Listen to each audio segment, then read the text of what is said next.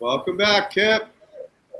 Hello. I brought some crew members along today. I see that. That's fantastic. Why don't they introduce themselves and tell us what part of the group they are doing or what the work they are doing?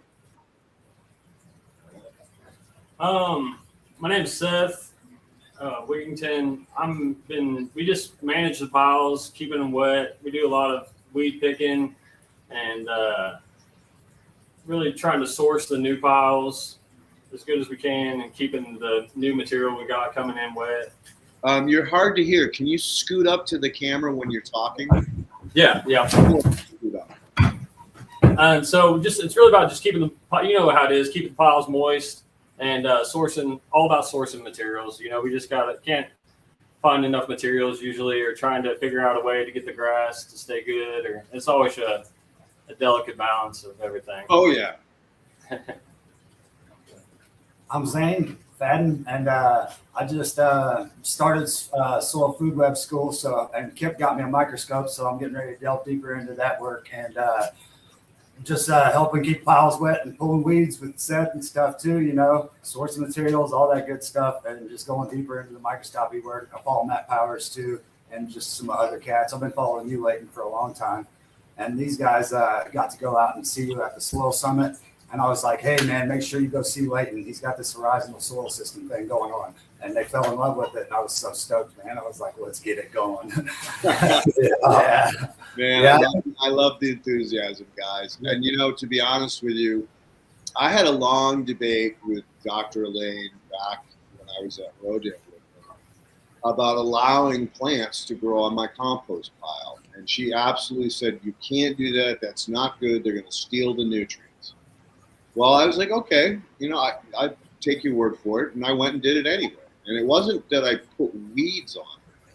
I grew on the south-facing windrow. I grew grasses, so brassicas, something that's less fungally dominant. And on the north side, I picked a whole bunch of little shrubs and saplings and, you know, things that would support a more fungally dominant pile. And I planted the whole thing. And when she saw it, she was like, what are you doing? I told you don't want to have plants on your compost pile. I said, Elaine, I'm going to give you some soil or compost. I want you to scope it. She was like, oh, my God. I said, yeah. I was like, Elaine, we want the rhizosphere. That's what we want to support those advanced nutrient cyclers. And so by planting it, I'm not only covering and protecting the compost pile from needing to be watered, so I'm creating a microclimate right on the surface. And then when I go to harvest it, I just shake these plants out of the compost. It's easy. It's not like they're a tree. They just pull right out. And I may use them in my next compost pile. And the amount of friggin' protozoa I was getting was insane, like all over the friggin' top. Now, unfortunately, I'm here in California, and it's too dry, and the sun is too intense to compost that way. So what I've been doing lately is I've been piling another product that we call biomulch on top of it, like a nice 6-inch layer on top of it. And when I water that, it goes through the mulch into the compost, and then it stabilizes. It suspends the whole pile. Whereas the uncovered pile, the moisture travels down into the soil. So those are a couple tricks that you guys can apply, and it makes it a lot easier and less maintenance. Yeah, for sure. Any of that helps. We do have we leave the clover to grow on it right now. That it's doing really well. So it's got some pretty good coverage and shade from that. Yeah. Yeah, when we was at the Soil Summit, when we first seen you, it was actually the Living Soil Summit done by Grassroots, and a lot of people were talking about living soil mediums, and your class was pretty cool because you started it off by saying, it's crazy we're at a soil summit and I'm the only guy talking about soil. And I think people just aren't really like figuring out that you can't call a potting soil or a super soil a soil. There's no clay, there's no silt, and there's no sand. And you're limiting yourself significantly because 3/4 of the most important ingredients in soil that supports the bacteria that mines the nutrients don't have anything to mine, or they're not going to be there because there's no food source. So yeah, and we talked a little bit. I think at the end there were some questions, and I was like, even if you just slightly amend, kind of cultivate in some silt and sand and clay into the surface of your super soil, you're going to end up with a better product because you are providing, those critical elements for the complete soil food web. So yeah, it was pretty hilarious, dude. But I did have I filled that room up, man. Nice. Yeah, it was good. There was standing a lot. Yeah, I mean, we was there. We went home and we, started using the horizontal system in our beds. And then also, I know for sure Taproot Travis was there in the audience as well, and he went home and did the same thing just from that soil summit. It affected quite a few different people's grows. Yeah, so I've been working with Travis for, I think it was right after that show. He was like, well, where do I get this stuff on scale? So I connected him with a company in New Milford, Connecticut, which is, it's a ways away, but it's still closer than, me. Like, because I have sand silt clay out here, but the chipping would be ridiculous. So I worked with my old buddy there, Raphael, who back when I was doing really high-end landscapes would blend me all these mixes because these damn architects would plant inappropriately, and then they'd only give me one fucking irrigation zone to water 2 different plants, right? 2 totally different plants. One was a swamp maple, which wants its feet wet, and the other was surrounded it like right up against the trunk with these boxwoods. And so I had to go all kinds of crazy on figuring out how to blend soils that would drain for the boxwoods, but would store water for the swamp maple. So it was a great experience, and we had a blast. Raph's a great guy. Like, oh no, that blend doesn't work. I need you to do this or need you to do that. Well, needless to say, he was kind enough to bag up a whole bunch of stuff for Travis to do his beds, because I don't know about you guys, but he has a big freaking grow, and he did some really. Got them deep beds. Yeah. He did some really cool things, like using a drywall. That cart. The Baker drywall. Baker's scaffold. Yeah. Yeah, and freaking that was amazing. Like, I was like, dude, you got it going on. So yeah, we're gonna implement that next time for sure. Yeah, that's sweet. Yeah, that was pretty cool. I think the first big commercial one it was Edu out in Parachute, Colorado, and they got mad at me. Like, I tried to warn you guys, this is a logistical thing. You really got to build from the middle out and leave yourself enough room to come down the aisles when you're done. And they didn't, and then they did a lot of wheelbarrowing. Again, it's like, go.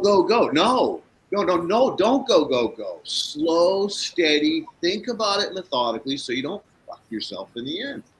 So, lessons learned, but unfortunately they're always the hard way. Yeah, this was 5-gallon buckets on this one. There was no other real logistical way to get it where we needed it to be. So 4 by 8 beds, quite a bit of material coming in. Did you try yoking it so you had a bucket on each side? Well, There was some farmers carry. You guys are young. You can take it. My back is so spent. If I don't, really work smart, like if I yoke it, I could squat down and then stand up, and it wouldn't put all the pressure right on my bent over spine. Yeah, you guys are young. So since we've talked last, we've officially bagged and sold multiple bags of compost to several different customers now. So that's pretty exciting. Been really trying to market it out. Kip, I found this company that made these breathable bags that would hold the moisture in, but they would let like the off gassing the CO2 out, and they were white, so they would reflect the sun. And they're for a bagging machine. So in the future, remind me to dig that up, because that's something that I spent a year and a half, 2 years looking at all these different types of bags. You know, the plastic ones suck. They condensate, they dry out, they cook shit. And this company came along and was trying to pitch the compost yard owner on these bags. And I was like, holy shit, let me play with that. And Rob's like, yeah, no problem. So I filled it up. I crimped the top, like I rolled it down and clamped it, and let it sit out in the sun for a couple weeks, 3 weeks. Scoped it, it was okay. I'm like, all right, I think we got something here. And then I think what I did was I opened it up a little bit and let the top dry out down, a couple, 3 inches, but the bottom stayed moist. Like, it only dried down so far before, it really it stopped drying out. So I stand 100% behind these guys. Robert didn't end up buying them because he doesn't do biological compost, right? And he gets it, but he doesn't understand the nuances about how it's really important to, maintain a minimum moisture level and not really let it get completely bone dry where it goes hydrophobic. And so, again, Kip, you got my number. Just bug me until I find that resource. Because if you're going to start bagging them, this is the way to go. Yeah, the ones we found, they are a plastic bag. They've got some holes lined in them pretty well. We shipped some to Mo over there in Florida, I Grow Soil. That'd be kind of cool. Actually, I was going to see Ken if he wouldn't mind flashing one of those little reels where he showed our compost, where he did a little bag opening, little 1 minute thing. I don't know if you've seen that on the Instagram there, but that'd be cool if you flash that. Say that again. I'm having a real hard time hearing you. Oh, okay. Sorry. Yeah. That's all right. Well, just yell.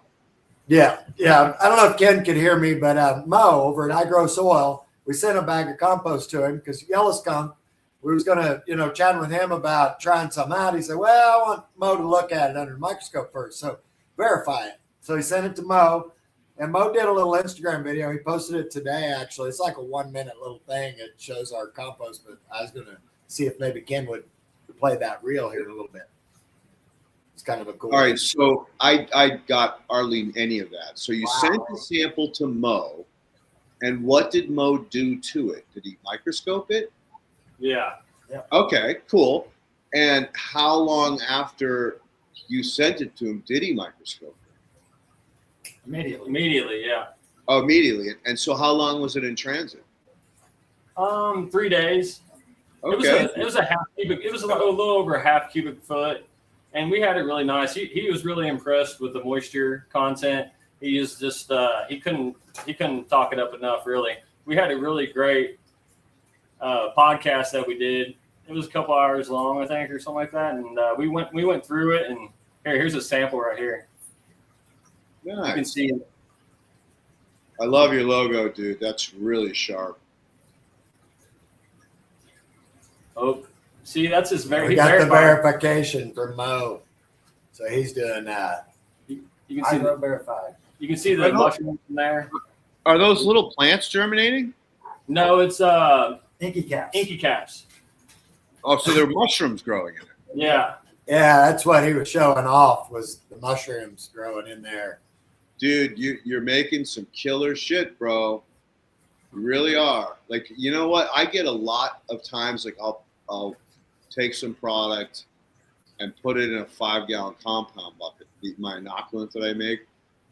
And I'll go back, like, I don't know, 6 months later, and there's a few seeds germinated in. And when you see that, you know it's good. Like, when I think you saw the video I did about hugelkultur style composting. And, the key to the whole thing, like Satilla used to go out there and throw handfuls of grass seed on his compost to see if it was mature enough for the grass to grow. And if the grass grew and was yellow, you needed more time. And that he learned that from me down at Rodale when he saw my pile. He said, why are you doing that? I said, because it's telling me if it's mature enough that it can support, grass life, then it's almost ready to technically be used. Although I like to keep the grass there for obvious reasons, like we talked about earlier, both for the shade, the moisture value, and the rhizosphere. And so he started using that technique, and you guys can do that there. I mean, you just walk pile, throw a handful of seeds on it, and if it pops, all right, we're good.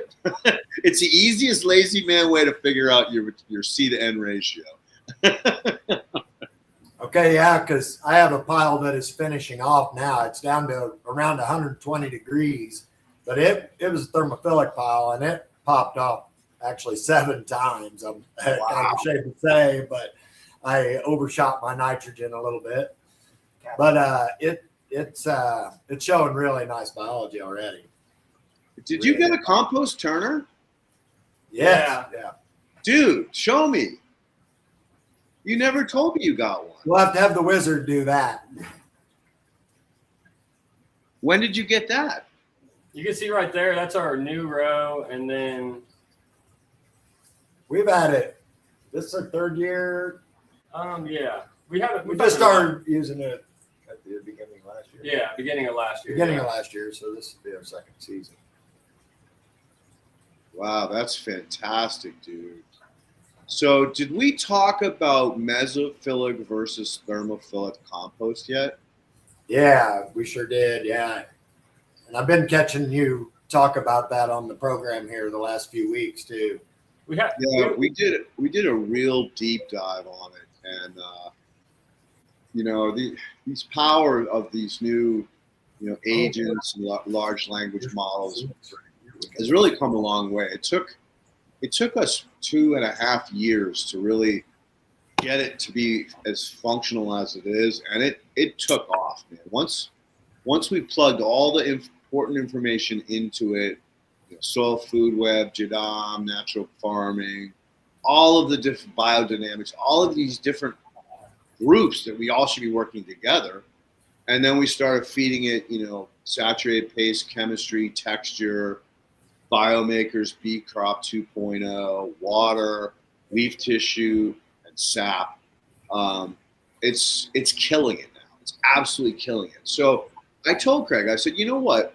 Now that it understands this real dynamic of all of these things coming together, let's open up a session and talk about the difference between thermophilic and mesophilic. Like, I've composted mesophilic only since I left Rodale. I learned the difference between thermophilic and mesophilic, but pretty much everybody's like, oh no, you're going to grow, horrible things. You're going to make botulism. And I'm like, no, you're not. That's just the friggin' people like trying to tell you what to do. I said, I understand on a commercial scale, right? You don't want to have someone using a product that could potentially get sick, especially if you're using food waste or any type of manure. You got to go, right?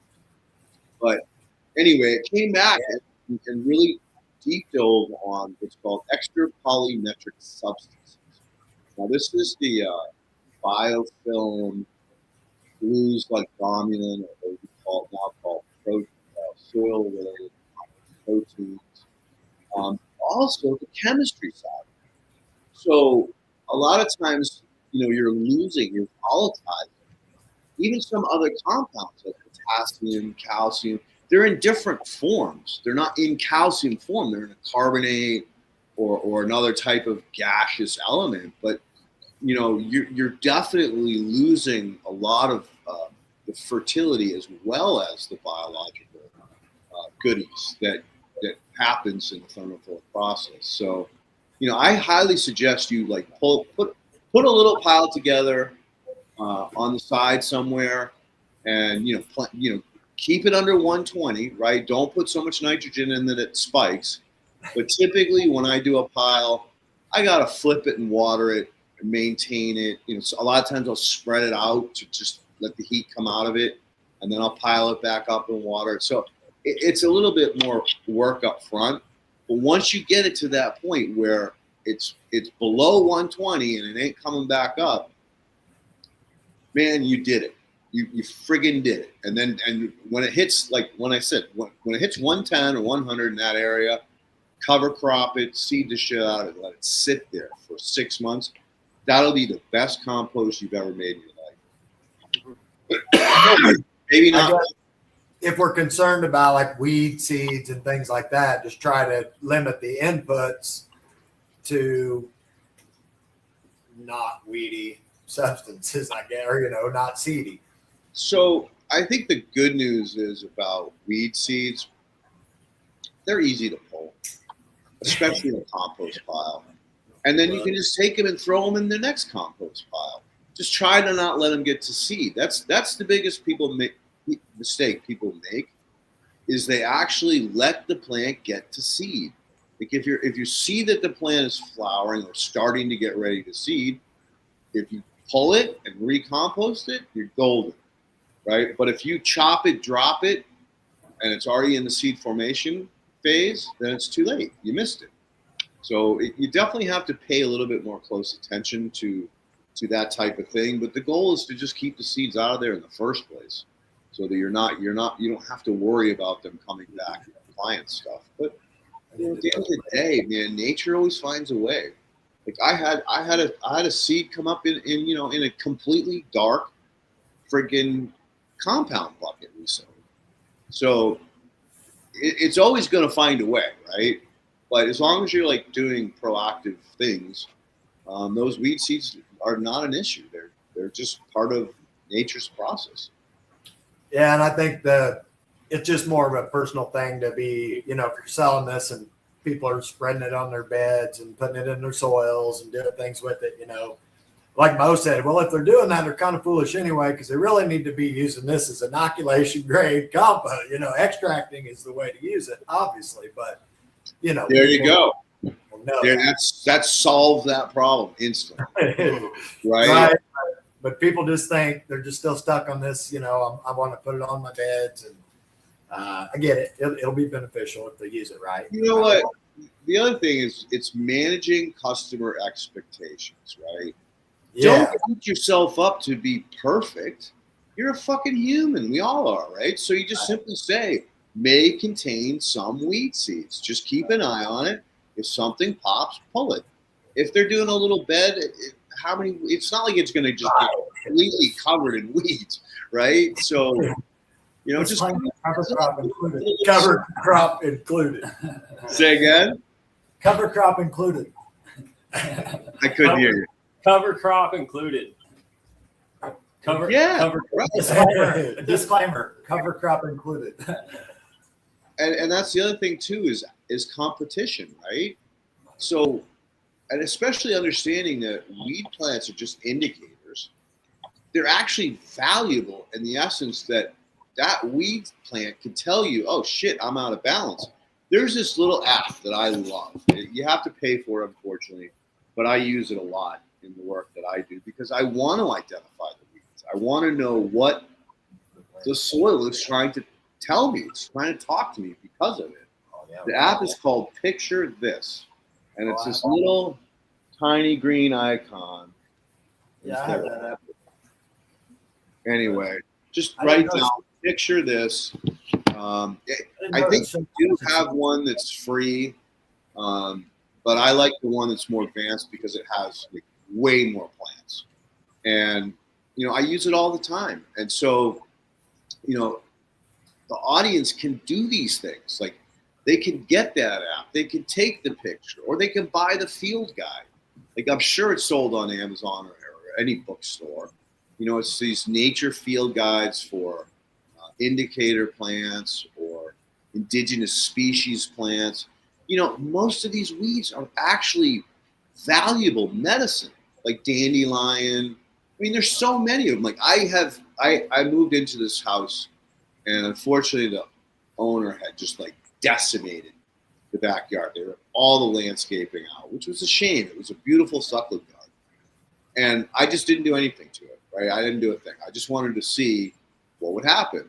And what I did notice is I dig down about 5-6 inches, and it's still very, very sandy. It's dunes. But the soil starts to smell amazing. And then after the rains, I had all kinds of indigenous grasses. I had some daisies come up. And I had 3 other plants that were actually had medicinal values to them. And so you can learn all this. You know, it's not hard to do. So anyway, that would be my way to help you kind of manage expectations and just put a little sticker on it. Hey, we do the best we can. We are human, and you may get a few weeds, but why don't you, instead of getting mad, learn what that plant is and figure out what your soil's trying to tell you. Now you look like the hero. Wow, you're giving me a free test strip with every bag? I had a question about some stuff that you told us to do with our compost the other day. Yeah. When we talked to you on the phone. It was about the elemental sulfur and adding it into the compost to bring it down. I did some research on it, and it said to use 2 to 3 pounds per yard. And I guess, you know, what is the timeline you think for that to change? And then does it affect our biology? No, as long as you go low and slow. So I'm on a farm right now, same problem. Brand new saplings got planted last fall. Totally fucked it up. Buried the root balls, covered them with soil. You know, most of these plants have 3 or 4 leaves. They should be fully bushed by now. And I have the same problem. pH is through the roof. And so the approach that I'm doing is like 4 ounces at a time. It's recommending like 12 or like a pound per tree ring, right? But I'm not going to go crazy like that. I'm just going to do 4 inches, and then I'm going to go back and check the soil and make sure that the little pellets have fully disintegrated.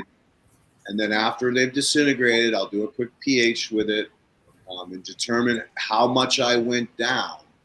And then I'll do another addition. And if necessary, another addition until I get it down to 6.8, 7.0, I don't care, maybe even 6.6. But that's really where I need the range to be to release all the trace minerals in the soil. The soil is beautiful, has everything it needs. Well, it needed molybdenum.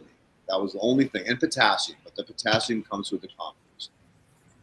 But other than that, it was like it had all the right balances on the traces. So in your situation, I would kind of like maybe spread it out so it's maybe a foot deep.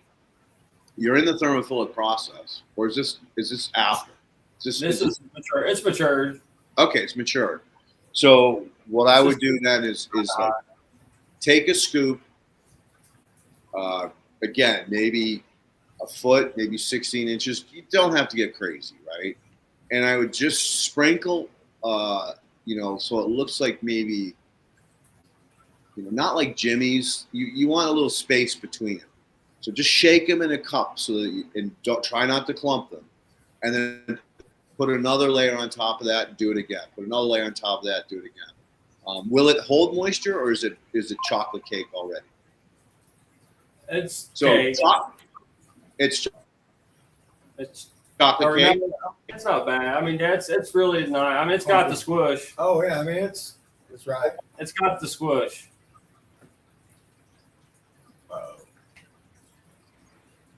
This one's popular though because of Did Leighton freeze? So- have you froze up, Leighton? No, he's good, I think. Okay. Say again. good now. Had a little freeze. Do you understand what I'm saying about? So do you understand what I'm saying about moist chocolate cake?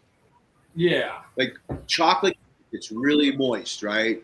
You bite into it, it's delicious. It's not dry. You can actually squeeze it and hold it together in a little cake ball. So that, in my mind, is like the ideal moisture level. You don't want any liquid coming out, right? But you want it to hold together. And that's generally between 40 and 50% moisture value when you're like that. So if your chocolate cake, the chocolate cake will self-dissolve the sulfur little friggin' spaceships or chips, right? If it's not that moist, then once you build the entire pile, once you've like flipped it over and done, we call those lifts. So every 12 to 16 inches is considered a lift. So once the whole pile has been lifted and had those layers of sulfur put in, and it's not chocolate cake, then you want to gently water the top. Don't do it with a hose. Set up like a little sprinkler. I love those little spinny tops or the ones that go back and forth like this. And just gently water it in until you see, you don't want excess. You don't want to wash that sulfur through. You just want to help dissolve it. Does that make sense?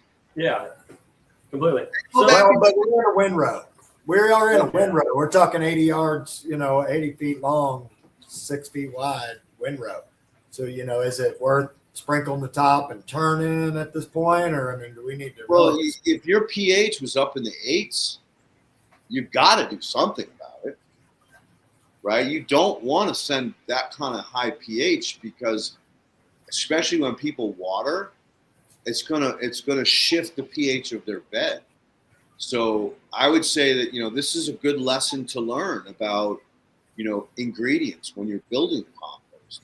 If you're using very high pH browns, which it sounds like that's what you did, then you got to cut it with something that's very low pH or prep it doing this sulfur method, right? Right. That needs to happen when we first start. Again, everything is a lesson. Like you can still take that really high pH. Remember, composting always releases acids, organic acids. So compost is generally low pH. It's almost acid, right? So just take some compost that was more acid based and mix it with the higher pH until you get into range, and then bag that and sell that, right? So there's more than one ways to get out of this. You guys, you don't know how many times I make a recipe. Like I mix these things together first, and then I mix these things together next, and then I let them sit and compost a little bit, and then eventually the goal is to mix them together, kind of like baking. It's like, oh, here's my flour, and I'm going to mix my egg and my vegetable oil, and melt my butter, mix the liquids together. Then I'm going to start mixing in the other ingredients, the flour with sugar and salt and pepper. So don't hesitate to make a pile that you're going to you're going to use as an ingredient. That's what I've been trying to say. Make ingredient piles, then windrow, then turn them. Awesome. Yeah, that's a great idea. I like that. Yeah, I know it's hard on your scale, right? This is extra effort, but I promise you it'll pay off in the end. When you can't keep up with orders and people are just like, oh my God, what is this stuff? Dude, I get that so much. I'm like, what are you, a witch? Or some kind of wizard motherfucker? What did you do? Like the lady, the orchard I worked in this morning, right? These plants were almost dead. Like they were literally just no leaves. They're just totally hurting.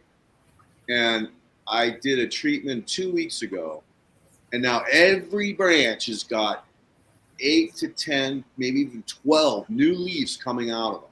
And the tips are all red and they're all happy again. And she's just like, those trees I thought were dead. And I'm like, no, I tested them to make sure they weren't dead before I wasted my time. But this is what happens. And dude, you have the ability to do that on scale. That's freaking huge. What did the treatment consist of? So basically, the way I triage a tree, and this is really what it is, because first of all, let's start with planting trees, right? So in the old days, there were guys called nurserymen, and only nurserymen planted trees because they're later succession, right? They need a lot of different stuff than a little shrub or some grass or some flowers, right? Well, the landscape companies got smart and they'd say, okay, instead of you planting my trees, you're going to come out and work with my crew, right? And so the nurseryman, I know what you're trying to do. You're trying to steal my years of experience and schooling that I went through to do this. The nurseryman knows soil chemistry. Nurseryman knows, texture. Nurseryman knows how critical it is to plant the tree so that the crown of the root ball is right flush with the surface of the existing soil around it. Landscapers dig a hole, throw the tree in there. They don't care if it's too high or too low. They don't care. They're just, I'm getting paid by the tree. I'm gonna get this done as fast as possible. Is that your yard? Yeah, that's Peach Hills, your yard. Yeah, well, yeah, that's where I play. We got to get an updated satellite of that, because that's where I am. Is way the hell up there. Yeah, you're way bigger than us, bud. That's where his yellow era is. All my area. And Which one? I'm having a blast up there. Yep, right there. Exactly right. So anyway, What kind of covers are you using? none. Okay. I don't cover it.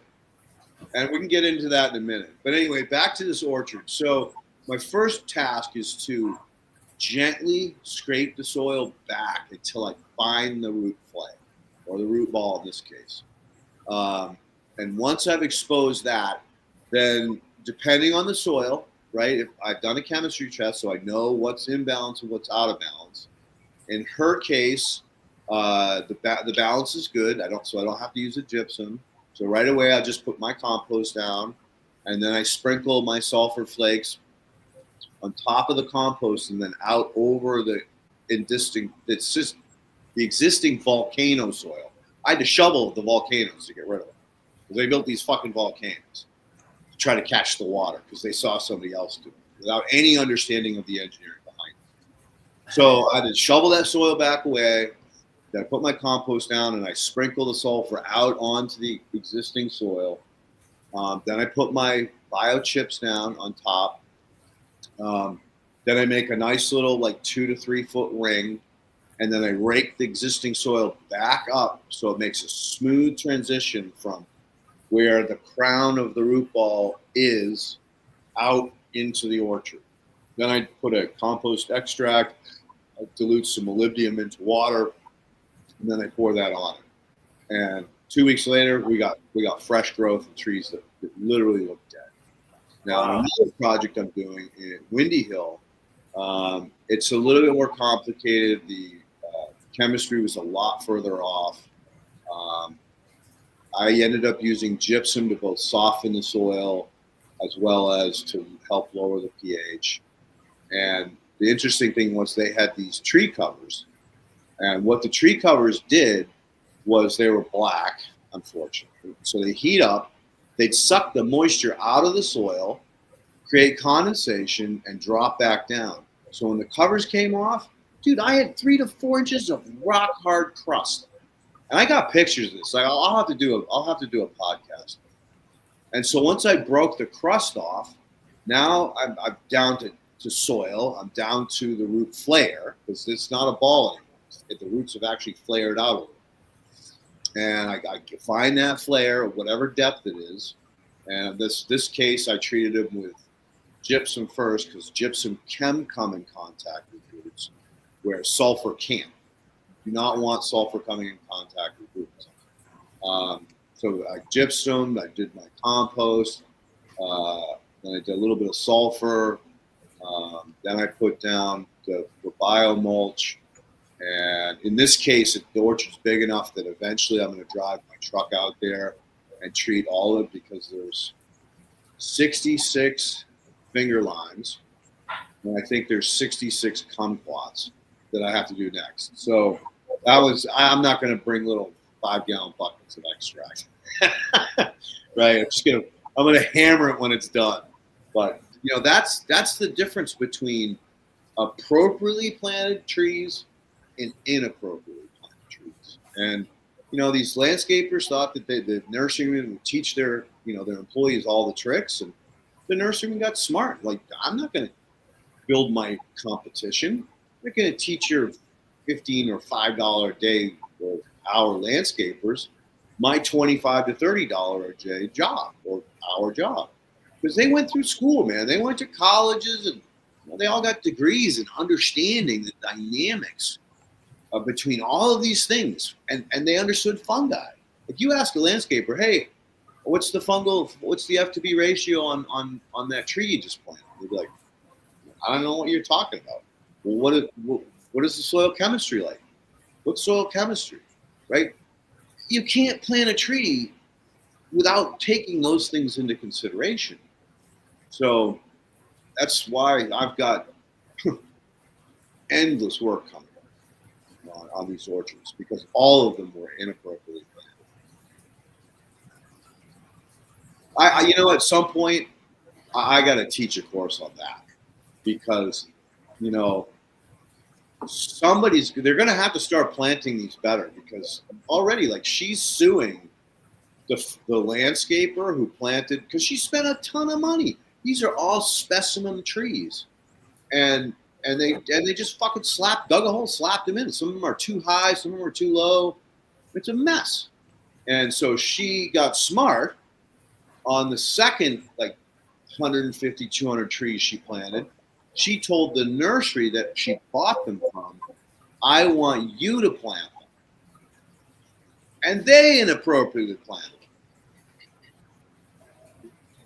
This is a lost art. And it's not hard. It's actually very easy to do it right. You just have to understand how to read soil chemistry. You need to, you know, use your friggin' brain, like figure out where the plane of the soil is. Make sure that ball is right there. I'm sorry, guys. I didn't mean to go on a rant about that. I know we should. You're good. What is I got another question for you. You said about the calcitic lime to grab up our extra magnesium, potassium, and sodium to knock off sides. So there's dolomitic and there's calcitic lime, right? There's a big difference. So, and again, with these types of minerals, really go low and slow. You know, just do a little bit and see what happens because you don't want to yo-yo the pH. You don't want to take it from too high to too low. Well, is there an alternative to that would grab up those sites but not raise the pH? Sorry, say that again. So what's something that would be the opposite of the calcitic lime and still grab those extra sites that would need to come down? Right. But it takes it. What's something that would take it down? There's a product called Portical. I played with them. I played with their products out here. It's sold commercially as a calcium source for all the nurseries and stuff out here, the orchards. There's another one that I played with called Calmino, which is made by BioAg. I had really good results with that. And the last one I did also had great results was Korean Natural Farming's water-soluble calcium. Now, I got yelled at by Chris Trump. I'll be honest. He goes, you don't even know how to use this. You can't just use more. It has to be the right dilution. I was like, Chris, look, I'm not an idiot. I'm exploring what I can learn by using a higher concentration in a small area. I'm not telling people to use, you know, crazy high or crazy low dilutions. You know, this is an experiment. And I think it was 100 to 1 dilution. They typically say 2,000 to 1. You know, this was a while back, so, you know, just look at their guidelines for using that product and understand I was able to effectively knock those sites 50% cleaner with one application of that 100 to 1 dilution over the course of 2 weeks. And so what I did was after 2 weeks, I went back in, and this time I did like a 250 to 1 dilution, and it set me right into balance. But again, this is common sense. This is not like, oh, well, I did 100 to 1 now, I knocked it back 50%. If you do another 100 to 1 on the next application, it's logarithmic. Right? It's really reactive. So you want to use a higher dilution the more applications you do. But that will definitely knock those. It'll flip the pH. It'll knock the magnesium and the potassium off those exchange sites. Awesome. And dude, you know what? This is all a learning experience. Just do small little piles. Pay attention, send them off for testing, and then you'll have this in a recipe book. So that was actually some advice on our horizon beds for the say again. That was some advice for our horizon beds. The calcitic lime was Okay. And then you told us our micros were low, and so we went and got the Big 6, and I got the TM7.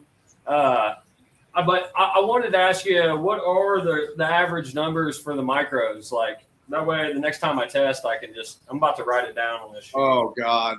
The range. Yeah. I cannot. What about the Molly number? What's your do you know the Molly number that you like? Molly, I like to see 5 parts per million. 5 parts. Okay.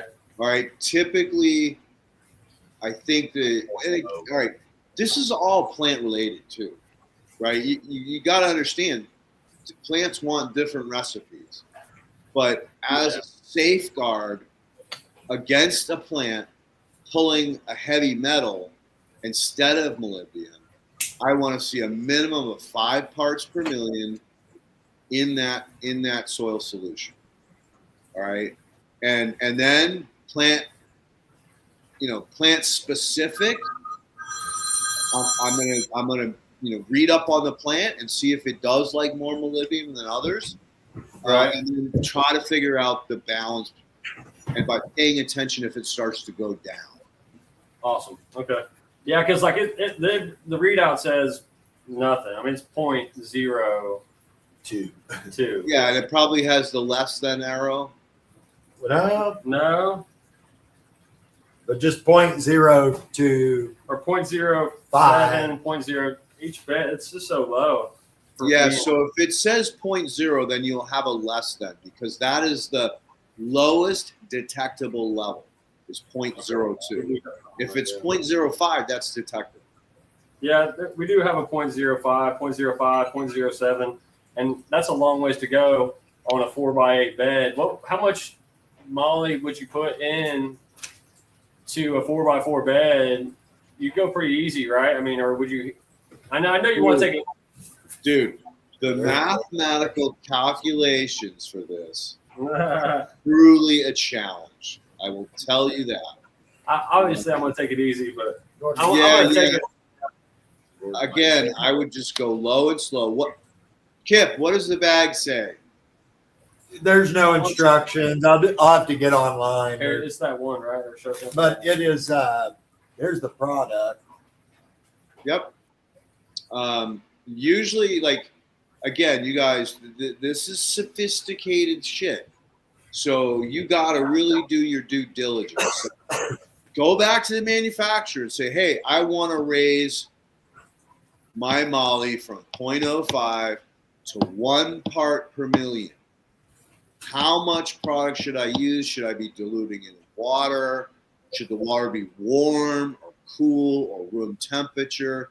All these things play a big part in delivery, right? Women will always tell you men, it's all about the delivery, right? Because we say stupid shit, right? Instead of delivering it responsibly to them, we end up getting in a fight because we said what we thought instead of what they wanted to hear. So I use that example as it's the same with chemistry, man. If you get crazy, you're going to yo-yo shit, and it may make it worse. So low and slow, and do your diligence about how best to use that product. Keep notes, keep a log, keep a clipboard or a binder, so that a year from now, you're like, oh, fuck, this bed's doing this. What did I do? Right? Because we're all busy, man. We're all, evolving. Shit happens. New things come. Good times come. Bad times come. So if this is, you guys are young, if this is your career, keep a fucking logbook, at least a journal, if not a really good binder with all the different products you're using, the standard sheets, the protection sheets, like the Molly product I'm using on is fucking toxic, guys. Like, you can't breathe it in, you can't get it on your skin, it'll fuck you up. So there's all these precautions that you want to have and know and learn, because if you have an employee and you say, oh, hey, go get a scoop of that and throw it on this plant or throw it on the soil and water it in, and he gets, he breathes it in or something happens to him, you don't want that kind of responsibility, right? Or liability. That's the shit that haunts you for life. So all chemistry is like, be careful, like, really low and slow and read the directions and make sure you fully understand how to safely use that product. Thank you. Sorry, I don't mean to rant, but No, that's We important. might need that. We needed that. I think we all need, words of wisdom in our life at this point in time. It's a fucking crazy world out there. Absolutely. Yeah, so and we were a little short in introductions, but we are all cousins here too. We're family. Oh, Yeah. keep it in the family. Love it. That's pretty cool. And and it goes beyond just the compost lot. Dirt-Rite is a mission. We're trying to heal the planet. That is our mission, and in every way possible, in a full regenerative fashion. Full circle. We want to close loops in everything we're doing. And I've noticed, in the last couple of visits you've had with some of your guests, I've been seeing a theme, and it's ringing in my head, to kind of draw back a little bit. I keep expanding, and a lot of things are kind of left, not less than par, like things are getting left behind, less testing, less attention to what needs to happen, so it's like just seeing that it's time to kind of reel it in a little bit and perfect some of the things that are going on, and then kind of ramp it up when we get the opportunity. Dude, what you just learned one of the most valuable lessons ever, right? In the beginning, take the time to do everything right. Learn lessons on a small scale instead of on a big scale, because it's harder to clean up a big mess than a little mess, right? Once you've learned these things, and once you're taking really solid steps every single time, you'll be able to start walking faster. And then eventually you'll be able to run, especially if you keep a good notebook on what you did and why you did it and how you did it and how you could have improved it the next time you do it. Like those are like incredibly powerful pieces of record of your time. Like journaling is so powerful. Everybody that I know that does it, like they'll look back a year and be like, oh, this is where I was. I was dealing with a bad girlfriend. I was dealing with high blood pressure. I had no money. And now look at me. I'm healthy. I'm happy. My health is back in good order. And it just makes you feel good. Like, oh, look how far I've come. Like I'm getting somewhere. I'm headed in the right direction. You can't see that on a daily basis because you're always grinding, right? But if you go back and look at what you did a year ago, 2 years ago, 3 years ago, you're now like, wow, I'm really fucking making progress. And, the last little piece of advice that I can give you as far as like businesses and partnerships, I've been in so many partnerships. I've been self-employed since I was 18. So at least 10 different partnerships, maybe even more. And none of them really worked out. And I'll tell you why. I mean, some of them did. We got to a certain point where we said, okay, this project is done. I'm going to move on. You're going to move on or whatever. There were happy endings. They weren't all bad endings. But the vast majority of them didn't work for this one simple reason. Somebody always felt that they were doing more than someone else, or vice versa, right?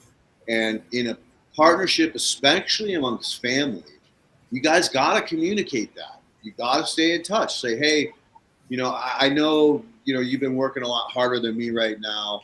Let me take up some of your slack. You've been grinding. Why don't you go take a half day off and I'll cover your ass because I saw you grind, right? That kind of supporting each other, critical in a partnership. Having a stake in it, another very, very important piece. If you don't have a stake in it, you're an employee. You're there to collect a paycheck, right? And anybody who's just there to collect a paycheck don't care. They only care about the money. And a lot of times these small businesses, startups, they're hard enough to get through on your own, let alone having an employee who doesn't care, and you're constantly reminding him this is what you're supposed to do.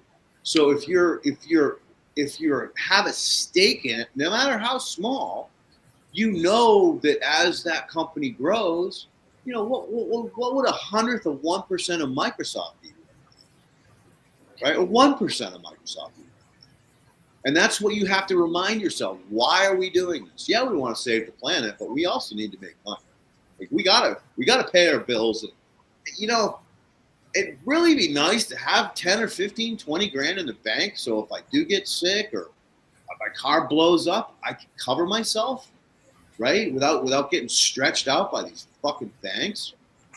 So, it's all about teamwork is dream work, guys. And the fact that you're cousins is even more valuable because now you got family involved. And as you guys grow this business, you can bring more and more family members in. And you guys start having, Kip, you start having grandkids. You can have them playing with you out in the compost. You're still working, but you're teaching them how a future that they will have value in forever. I don't care what happens. We get a mass virus that kills off the vast majority of humans. I don't care if the money dries up. Like if all the money goes away, the grid crashes. Yeah, most people are going to die off within a few days, if not weeks. We still got Right? COVID. But if you have water, you have food or seeds, you got compost, you understand soil dynamics, you can literally survive on nothing. Right? There's all these really cool solar-powered water filters. There's ancient water filters that the friggin' Mayans used to use that we have the tech for. None of it requires electricity. And hell yeah, if you had a couple solar panels, now you can listen to the static on your radio. Because there won't be anybody else out there, right? Yeah, I'm taking it to the far levels. But bottom line is that, I see these preppers. I had a really good buddy who was friggin' way high up in the Army. He was a prepper, and he had all kinds of guns. He had a root cellar with all kinds of fruit and preserved stuff, and dried meats. I mean, he could have lived in that bunker for probably 2 years. Shit, he had accumulated. And one day I reminded him. I said, that's really cool, Jim. That's badass. But my fear is that in trying to defend that, because let's face it, if you're mobile and you're a herd of people trying to stay alive, you're going to search each and every structure you come up against to see if there's anything of value there, right? Watch a couple apocalyptic movies. This is how you will live. You won't have a choice. So in trying to defend that, as soon as you shoot some of these people, everybody within earshot is going to be like, okay, I'm going to that sound. Somebody's defending something. So, I mean, what did you do? You just brought the fucking zombie yourself, right? If you sure hike up the top of a mountain, no human finds you. All right, maybe that will work, or maybe that you won't get the virus and everybody else will, until you never have to defend your property from another human or a grizzly bear or anything else. Because as soon as that gunshot goes off, everybody around is going to be like, where did that come from? Somebody's trying to protect something. So that's my words of wisdom for the day. After being cooked alive in a friggin' Ojai, 95-degree, brutal sun, no wind, all morning. But Yeah, I think today's But anyway, our hottest on record this year. do you have any I other think we're questions you want 98. to ask? No, I think we're good. Say again. Today's our hottest day on record so far this year too. It's a hot one here. What was the temp? It's what is it like? It's the heat index is 115. Ouch. Yeah, you got Yeah. the humidity. You got the humidity. Yeah, it's so bad. Yeah, they call it the corn sweat. Yeah, you know what? I got this really cool recipe. I'll have to text you, Kip. It's called Kitchell or Farmer's Grog. And it's got ginger, You peel the ginger, mince it or peel it or shave it. 2 fresh lemons. I don't buy the big store ones. I have plenty of organic lemons around. Yeah. And you have to skin the lemon. They call it a certain thing, but you don't cut the lemon and squeeze it. You basically peel the skin off of it and then mash that stuff up. The zest. It's maple syrup, apple cider vinegar, water, and then you have choice. You can leave it in the room and ferment for 24 to 40 hours, or if you want, you can just put it in the fridge and drink it straight up. That shit saved my ass today, because typically I'll drink 50-50 Gatorade and water, sometimes a little less, just to keep some minerals in me. But even doing that, all I do is my piss gets darker and darker and darker until it's friggin' syrup by the end of the day. You can't hydrate enough. And the opposite happened. It got lighter and lighter and lighter over the course of the day. And that was over a span of only like 5 hours. So just text me when we get off and I'll dig it up and send it to you boys, because that'll help you a lot if you're out there getting cooked alive in this temperature and heat. Well, I use the Soil Saviors fulvic acids too, and use some mineral salt. So that There you go. keeps me There you go. pretty active, I think. Good man. Well, if it doesn't help you, don't worry. But I'm just sharing what. Oh no, yeah, I like that. We did- Those kind of Yeah, completely. tinctures. We did order that Safer Grow that you mentioned. The Safer Remind- Grow, it was a pH down for living soil. Oh, Yeah, we're gonna try that too. yeah, definitely try that. Again, my brain is fried right now, which is why I'm kind of bouncing, because I gotta recuperate and get ready for today. But whatever I sent you, I did a quick search on that, and I really like that product as far as being able to buffer the pH without affecting the biology. And look, at the end of the day, guys, anything anyone recommends to you, research it, talk to the manufacturer.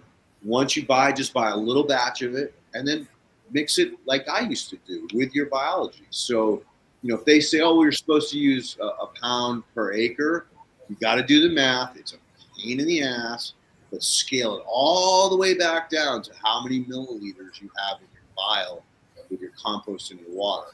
And then try it, and then just watch it over 24 hours. 2-3 hours, scope it. 2-3 hours, scope it.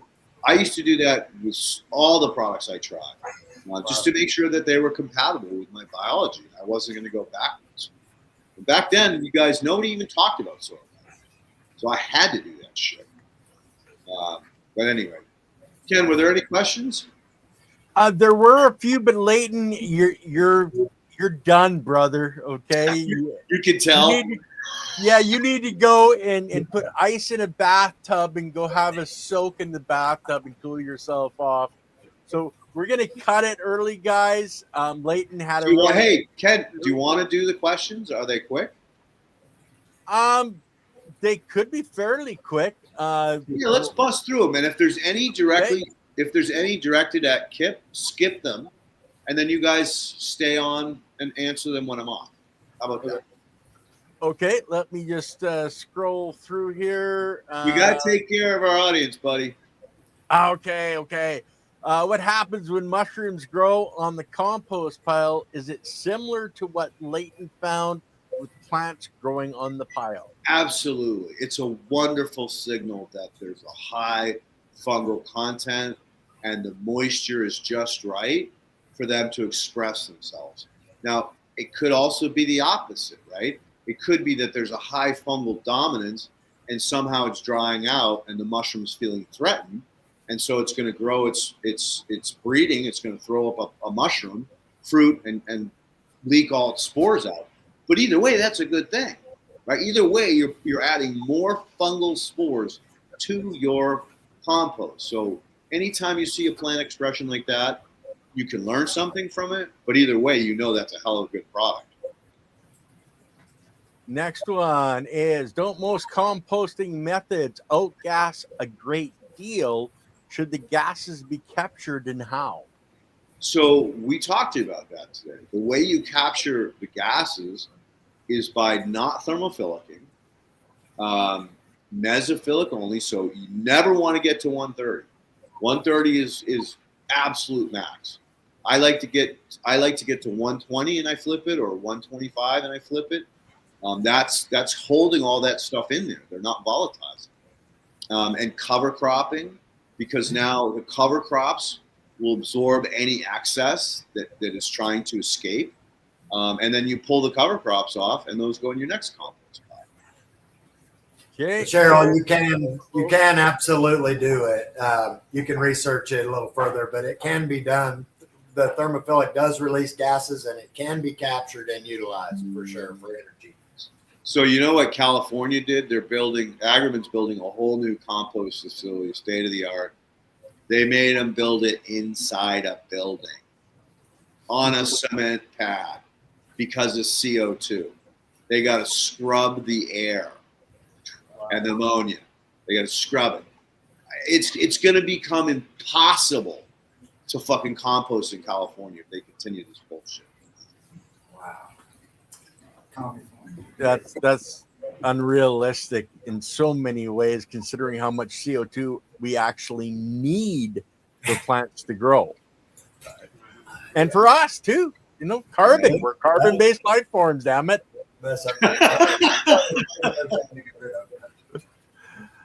So next one, why inky caps? Are they edible? Could we grow?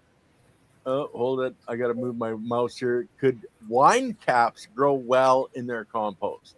So inky caps are like an indicator.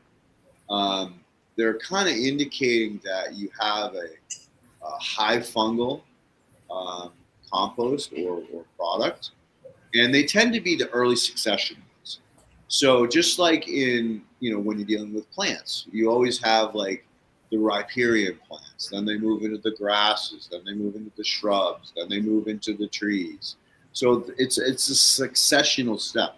So always inky caps are one of the most known for early succession fungal systems. I said that. I tried not to slur that. Yep. But are they edible? I don't know. I'm not a mushroom guy. I'd do your own research. There's a lot of ones you want to catch them early. Yeah, there's a lot lot of Okay. But do your research.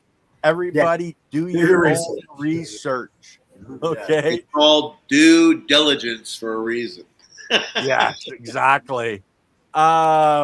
Would adding PNSB or some other microbe keep the pile under 120 degrees Fahrenheit? They are all right. So purple non-sulfur bacteria are what is used as an indicator in the Gretzky column.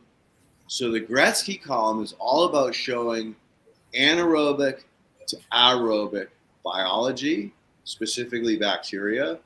So PSB PNSB can live almost in a lot of those different gradients, from zero oxygen all the way up to oxygen rich. So it's a great bacteria to use in all kinds of different situations, because you don't have to worry about it eradicating. It's very, very hardy. The best way to lower temperature in a compost pile is spread it out, make the windrows smaller. Like a lot of times what I'll do is I'll make a windrow that's 6 feet on the bottom, 3 to 4 feet tall, and I'll take this, I put a set of pitchforks that are like 10, 12 feet long onto the front end, or I welded them onto a forklift. And I stick those and I knock the top off the pile. And as I knock the top off the pile, I kind of spread it out. And generally speaking, you have to understand thermodynamics. So here's your pile. Right in the center is where it's getting the hottest.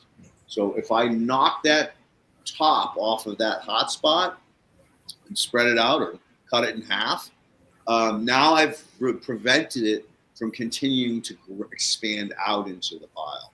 So it's instantly shut it down. And now that it's a pyramid with the top knocked off, it's not going to go. It's not going to keep going up. It'll slowly start to creep up to where I really love to see it, which is the 110 to 120 zone. I like to keep it there as long as I can. People think, oh, just add water, right? Water will cool it down. Water gets cooking, baby. I'm sure Kip can talk about this, man. Oh, just cool it with some water. No! And guys, the Winogradsky column, so the spelling is there. It's not the Gradsky column like Leighton was trying to call it, you know. I just had to bring that up, you know. Yeah, it's really cool, man. I remember when I first saw it. That was back just after I left Elaine. She moved on. And I was just like I was so enamored. I was like a kid in a fucking Christmas, a whole room full of presents. Because I learned so much, learned what I wanted to learn about. Instead of being totally naive, like I'd get all these little bits and pieces and I'd be like, oh, the Winogradsky column. Let me study that for a while. So yeah, it's a very valuable tool, especially helping, you know, like with raised beds or awesomely helpful with super soils, because now you understand why your plant's not doing well. It's anaerobic on the bottom and hydrophobic on the top, and how to best, you know, transition it so that it's more, you know, somewhere in the top where it's more oxygen dominated and less it's anaerobic. So there's only one last question, and this is for the Dirt-Rite crew. What kind of microscope is he using? Because you mentioned you bought a new microscope. Yeah. No, it's a Acuscope 3000 LED series is what it is. You can take a peek at it, maybe. We're on the front view camera. Huh. No wonder that I got a new camera. Hey, Kip, next time we do this, definitely get yourself external microphones. I can't even hear you at all. You turned your mic off, Kip. You're still muted. There you go. Yeah. Yeah. Anyway, it's an Acuscope 3000 LED series. Yeah. So did you hear me, Kip, when I said get yourself some external microphones? Oh, and you shut your mic off again, Kip. There you go. So definitely get those because, yeah, I want to hear you, and I love your crew. Like, I hope that the next time you come on, you bring the whole crew with you. But you're gonna need microphones because it's impossible to hear you. And so, anyway, thank you everybody for coming. Kip, it's great to see you guys. Love the crew. I'm sorry I already forgot your name, so we'll have to reintroduce next time. And then I'll write it down. So I'm not, and hopefully I won't be as trained. Ken, as always, thank you so much for putting all the effort and energy you do into this every week to make this happen. And Dirt-Rite crew, you have a wonderful day. Keep up the good work and come back on in a few months. Tell us how things are, because you are a, really inspiration for a lot of people on how to do this. You've come a long way since I first met you, and I'd like to see you. I'd like to follow you right through the rest until we can't do it anymore. Yeah, we're glad to join the train. So all right, brother. And I think you have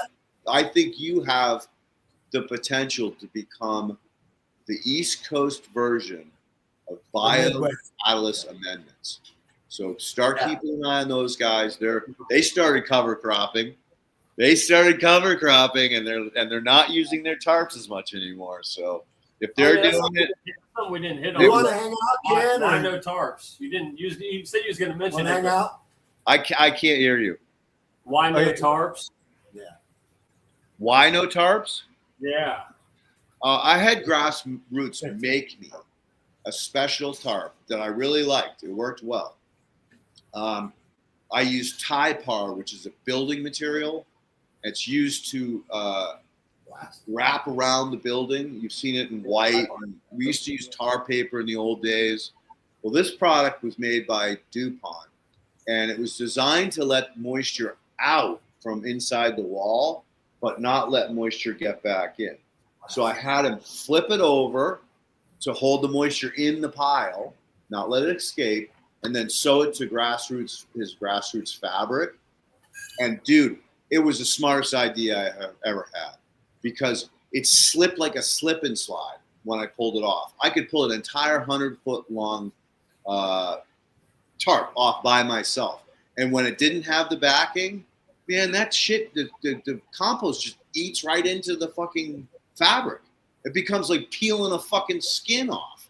So if I ever go back to tarps, that's what I would do.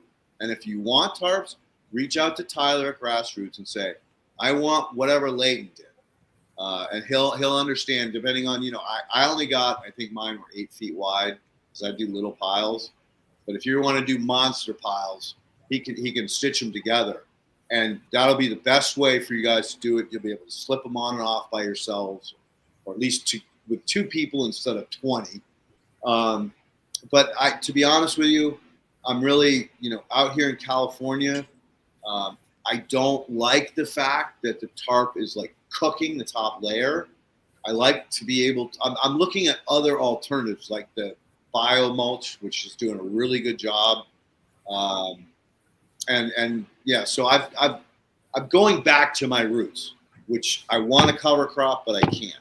It's just too fucking dry. I don't have enough time. I don't even have water. I have to take my box truck down, fill it up, drive back up the hill, and hand water. So it's just too laborious. Like if I had irrigation and I could set up little sprinklers on the top of my piles, I'd be cover cropping all day long. So that's why I don't use tarps. All right, well, let's cut it there, guys, because Leighton, you need to go relax, brother. We're on Wednesday. Andy's back. He had his dental surgery. He should be back on Wednesday. So check out Gardens the Untold Story on Wednesday. And don't forget, Chiropractic is Sexy on Thursdays, which helps our human body get in tune with Mother Nature and the circadian rhythm and all the good stuff for the human body as well. So, guys, we'll see you next Monday with Leighton. He should, hopefully, he doesn't have to, keep his head under the tap during the show. Stay awake, okay? Peace out, everybody. Take care.